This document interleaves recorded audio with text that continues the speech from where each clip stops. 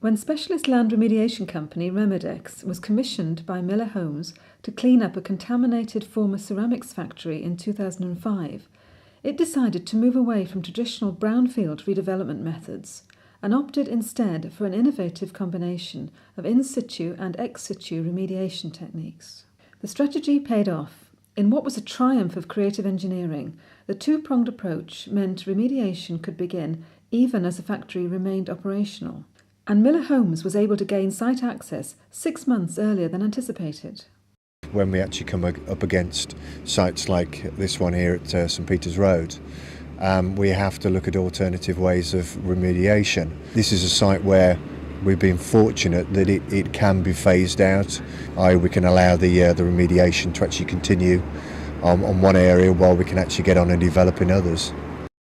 While previous site investigations had identified soil and groundwater contamination, new studies by leading environmental consultants RSK Geoconsult revealed that there were elevated concentrations of petroleum and chlorinated hydrocarbons in 4 distinct areas, as well as a layer of oil floating above the groundwater at the southern section of the site. To solve the problem in the quickest and most environmentally friendly way, RemedX proposed a pioneering combination of an in-situ multi-phase extraction system and an ex-situ chemical oxidation technique. Miller Homes decided to buy the site when it became available for redevelopment, and they approached us and asked us to look at the most effective way of remediating the contamination on this site. There were a number of issues. Firstly, it wasn't just soil contamination, there was contamination of groundwater as well, which meant that the remediation process was going to be a more complicated process, and that potentially gave them a problem because they needed to get on to the site and start building as soon as they were able to.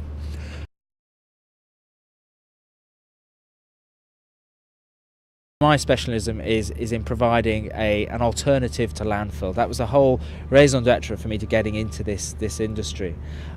Using on-site treatment for the in-situ or ex-situ is providing alternative to the old landfill dig and dump approach. And not only that, but nowadays we can actually do it cheaper than it can be sent to landfill, and that is where this industry now is at its peak.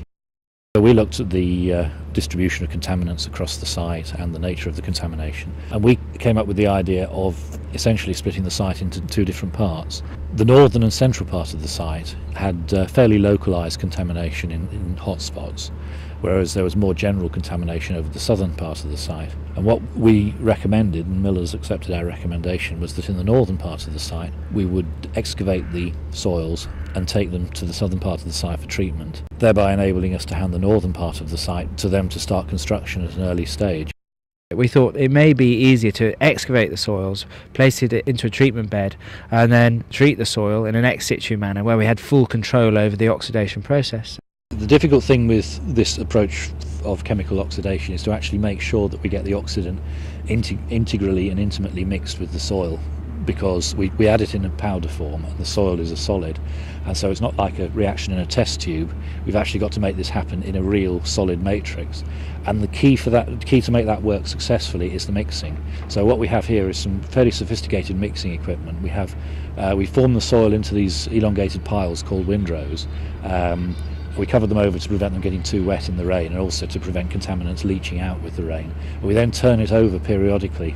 We were to use a windrow turning machine, and it completely mixes the soil, and of course mixed in the oxidant as well, so you got really intimate contact. We just mix the soil by running the windrow turner backwards and forwards through the soil to get 100% contact. This technique is called multi-phase extraction, and again we're removing multi-phases of the contaminant. That is the vapour phase, the dissolved phase in groundwater, and any free phase or separated phase contaminant that's present, trichloroethylene liquid. It's in effect almost acting like a vacuum cleaner in its simplest terms. We're using a relatively small diameter hose extended down into a well, slotted all the way from the unsaturated zone down 6 metres to the bottom of the sand aquifer. We place this hose with a lance attached to it, and we lower that down the well till it hits the groundwater surface. We then apply a high vacuum. vacuum of about 500 millibars, half an atmosphere, is applied to the end of that lance. You imagine it then really sucks the groundwater into the pipe, and then that is transported right back to the treatment plant. That vacuum then propagates into the aquifer itself, and so we can start to reach out beyond just where the well is. We can reach out several meters away from that well and start recovering vapour and groundwater and any free product present, and draw that to the well itself. If we do that over a longer period of time, we can sweep air and water through that contaminated zone many times, in fact many thousand times, giving lots of opportunity for the contaminant to move into the vapour phase or into the dissolve phase and then move to our well. It's purely a mass recovery technique and can be extremely effective. This is the back end of the multi-phase extraction system. It's taking both waste streams that the system generates and treats it prior to discharge to the atmosphere or to the foul sewer.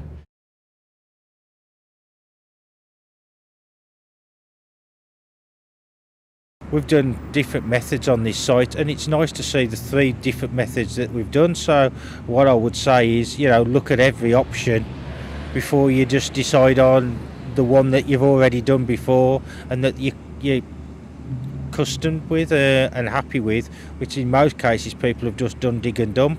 But it's certainly worthwhile looking at all the various options and also the impact it has on the local residents.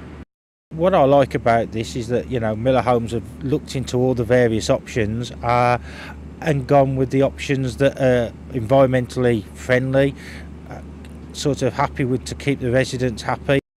Obviously, from a group perspective, it's very high up on the agenda. We have to actually produce corporate social responsibility charter.